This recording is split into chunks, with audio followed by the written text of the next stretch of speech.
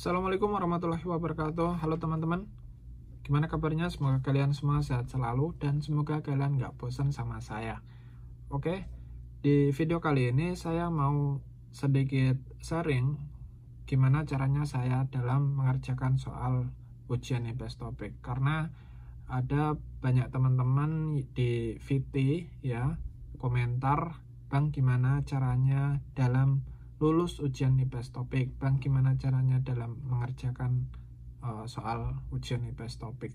Dan saya rasa hal ini perlu saya bahas di YouTube aku ya, di YouTube saya. Dan karena kan juga sebentar lagi akan ada ujian IPS topik, teman-teman. Baik, langsung saja. Yang pertama itu kalian harus kurangi perasaan nervous. Kalian harus kurangi perasaan gugup ya. Perasaan nervous atau perasaan gugup itu pasti akan datang pada saat kalian akan mengerjakan soal ujian IPS topik. Karena kan satu ruangan itu teman-temannya baru, juga ada pengawas orang Korea, ada pengawas orang Indonesia. Jadi ya pasti kalian akan gugup. Nah, kalau kalian gugup, kalau kalian nervous itu kemungkinan yang terjadi hafalan kosakata kalian itu akan hilang, teman-teman, akan lupa gitu. Jadi ya saran saya kurangi perasaan nervous. Dengan cara apa? Dengan cara berzikir atau berdoa atau bersolawat.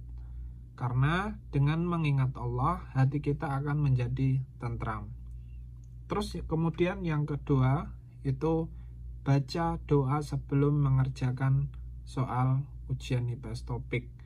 Karena the power of doa, kekuatan sebuah doa. Doa itu bisa mengubah dari yang mustahil menjadi mustajab. Mungkin kalian baru belajar 3 bulan, baru belajar 2 bulan, kalian belum menguasai materi pembelajaran bahasa Korea. Tapi dengan kalian berdoa sebelum mengerjakan soal ujian IPS topik, bisa saja kalian lulus ujian IPS topik. Ya, karena orang pintar itu kalah sama orang bejo, orang hoki ya, gitu. Terus kemudian yang ketiga itu perhatikan perintah soal. Nah, ini yang sering mengecoh teman-teman ya, teman-teman yang udah ujian, teman-teman saya juga banyak yang terkecoh. Biasanya itu perintahnya pilihlah jawaban yang benar atau pilihlah jawaban yang sama, dan ada juga perintahnya pilihlah jawaban yang tidak benar gitu.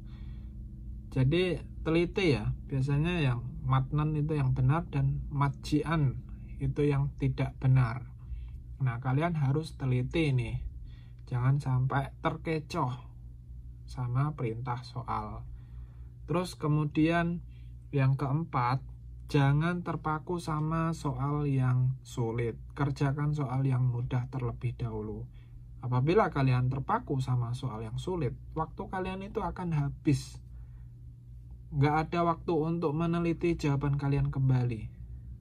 Jadi saran saya, kalau kalian kesulitan dalam menjawab soal IPS topik ya, salah satunya itu kalian lewati aja. Kalian kerjakan yang mudah terlebih dahulu.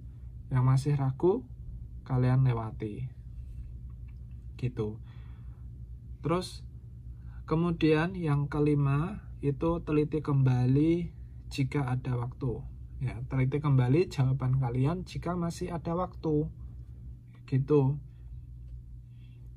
Ya, barangkali pada saat kalian meneliti jawaban kalian, oh ternyata saya tadi salah dalam menjawab. Kalian masih bisa tuh membenarkan soal ujian IPS topik itu ya, soal itu. Karena ujian sekarang itu menggunakan tablet teman-teman. Kalau saya dulu kan menggunakan komputer gitu. Jadi untuk kalian yang masih awam ya, masih awam teknologi, itu biasanya sebelum ujian itu pengawasnya memberikan instruksi ya, gimana caranya dalam mengerjakan soal ini. Kalian nggak usah khawatir gitu, kalian nggak usah bingung. Segitu dulu ya tips saya dalam mengerjakan soal ujian IPS topik. Semoga ya tips saya ini bermanfaat bagi kalian semua.